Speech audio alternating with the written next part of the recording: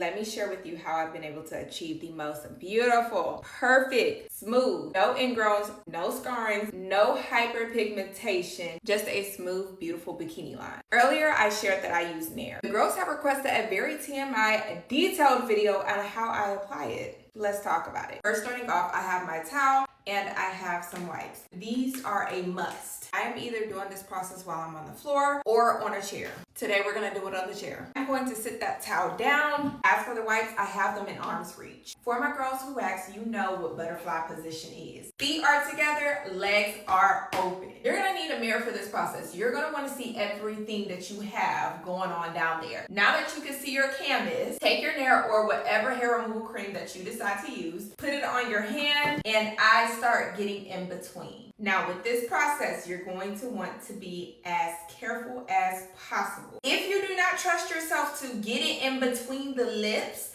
I'm going to need you to grease yourself up with some Vaseline. Yes, grease everything that's in between those lips up with Vaseline. You're gonna need it. That way you don't get no chemical burn. I first apply this on the top of my kitty before I get between the lips. Now when it's time to inch between those lips, I do like to change my position. Taking the mirror, putting it right down there and looking at what I have going on. This position, you can really see her canvas. She is opened up, she's a little spreaded out. I carefully put this on the side of my lips just until where the hair stops growing. And at any point I accidentally get it on the clitoris or inside the lips where it's not supposed to be, I love to take my wipe and make sure I clean it up. That way, again, you don't get no chemical burn. As of right now, I am by my sink, so this is usually the time where I'll reach over and wash my hands. This is the position that I will be sitting in for the next 5 to 10 minutes. Me personally, I like to let my hair grow out before I Nair again, unless I have to go out to the beach,